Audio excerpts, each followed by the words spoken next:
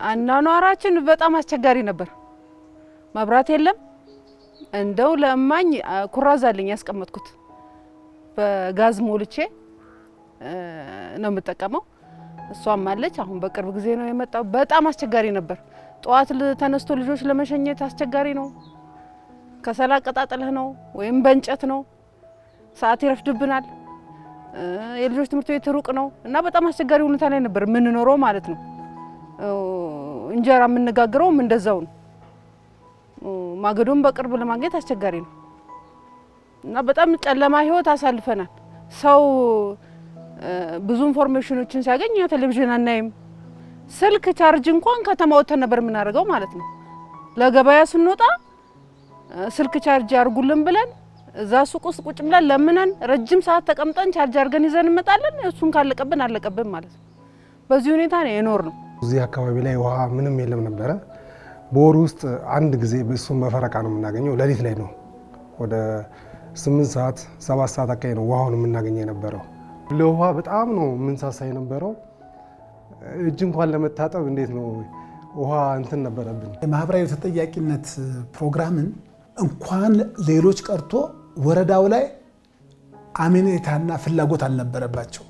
ከጊዜ ወደ ጊዜ እየተወያየን እየተነጋገርን እየተማመን ሲሄዱ የነሱ አጋዥና ደጋፊ መሆናችን ሲያውቁ ነው እንጂ ልክ ለመወንጀል ለመኮነን አላለም ወይም ሌላ ተጽዕኖ ፈጣሪ አድርገው ነበር የሚያዩን። በዚህም የተነሳ በተለይም በታችኛው የአስተዳደር እርከን የሚገኙ የመንግስት ኃላፊዎች የማህበራዊ ተጠያቂነት ጽንሰ ሐሳብ በማወቅም ሆነ ባለማወቅ ለህብረተሰቡ በሚያቀርቧቸው አገልግሎቶች እንደ ትምህርት፣ ጤና፣ የውሃና የመብራት ወዘተ የመሳሰሉት መሰረታዊ አቅርቦቶች በርካታ ክፍተቶች ነበሩባቸው።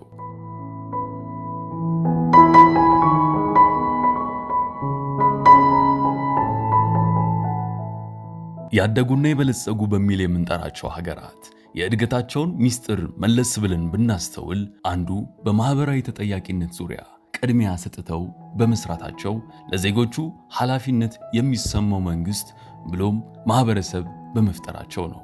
ማህበራዊ ተጠያቂነት ስንል ዜጎች በማንኛውም ደረጃ በሚገኝ የመንግስት አገልግሎት ገንቢ ተሳትፎ የሚያደርጉበት ሂደት ሲሆን በተሳትፏቸውም የመንግስት አገልግሎት ግልጽ፣ ተጠያቂነት ያለበት፣ ውጤታማ የሆነ መልካም አስተዳደርን በማስፈን የመንግስት አስተዳደር እንዲሻሻል እገዛ ያደርጋሉ። በተጨማሪም የአንድ አገር ዜጎች መብታቸውንና ግዴታቸውን በውል እንዲረዱ በማድረግ ንቁና ነፃ የሆነ ዴሞክራሲያዊ ማህበረሰብ መፍጠርም ያስችላል። አንድ ተቋም እስካለ ድረስ የሚገለገል ማህበረሰብ አለ። ይሄ ማህበረሰብ ደግሞ እንዲገለገል መብት ተሰጥቶታል፣ ግዴታም አለበት አገልግሎት ሲወስድ። ነገር ግን ግዴታውን እየተወጣ መብቱን ማግኘት ስላለበት በዛ ደረጃ ያገኛል ወይ ነው እሱ ጠያቂው ማህበረሰብ። ስለዚህ ይህንም መስመር ውስጥ አስገብቶ ናሙና ወስዶ በጥናት መሰረት ማድረግ ነው አሁን እየሆነ ያለው ነገር።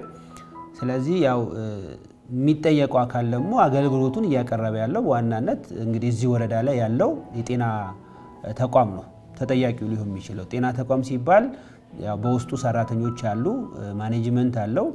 ይሄ አካል መንግስት ደሞዝ ይከፍላል፣ ግብዓት ያቀርባል፣ መድኃኒት ያቀርባል። ስለዚህ በመሃል ላይ ያሉትን ፕሮሰሶች እንዳሉ ሆኖ የሚጠየቀው አካል ይሄ አካል ነው። ማህበራዊ ተጠያቂነት ማለት እያንዳንዱ ተቋም ሲቋቋም የተቋቋመለት መሰረታዊ ፍላጎቶች ይኖራሉ። ስለዚህ ያንን ፍላጎት ለመመለስ የሚደረግ ጥረት ማለት ነው።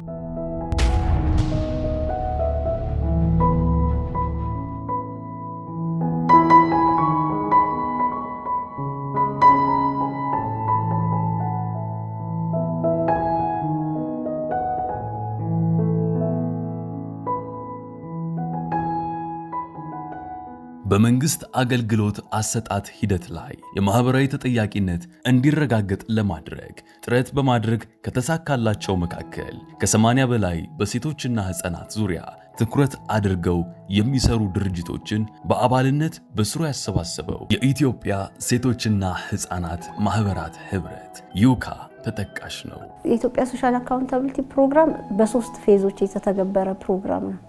ፌዝ 1 ፌዝ 2 እና ፌዝ 3 በሚል የተተገበረ ነው። ያሁኑን እንደ ዩካ ወይም የኢትዮጵያ ሴቶችና ህጻናት ማህበራት ህብረት በኢሳፕቱ በማህበራዊ ተጠያቂነት በምዕራፍ 2 ጀምሮ ፕሮጀክቶችን አብሮ በጋራ በመሆን አፋር፣ አዲስ አበባ እንዲሁም ደግሞ ኦሮሚያ ክልል ላይ የተገበር ነበር። በኢሳፕቱ ብሪጂንግ ፌዝም ነበረው።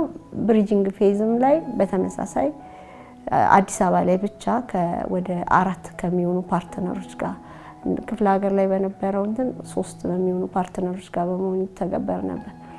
ዩካ የኢትዮጵያ ማህበራዊ ተጠያቂነት ፕሮግራም 3ኛ ምዕራፍ ኢሳፕ 3 የሚባለውን ፕሮጀክት በአዲስ አበባ 5 ክፍለ ከተማዎች ማለትም ቦሌ፣ ጉለሌ፣ ልደታ፣ ለሚኩራና ንፋስ ስልክ ላፍቶ ስር በሚገኙ 18 ወረዳዎች ላይ ከአጋሮቹ የአዲስ አበባ ሴቶች ማህበር፣ አዋ፣ የኢትዮጵያ ሕግ ባለሙያዎች ሴቶች ማህበር፣ ኢውላና የመሰረት በጎ አድራጎት ድርጅት ኤምኤችኦ ጋር በመተባበር ከፌብሩዋሪ 2022 እስከ ጃንዋሪ 2024 ድረስ የሚቆይ ፕሮጀክት ተግባራዊ በማድረግ ላይ ይገኛል።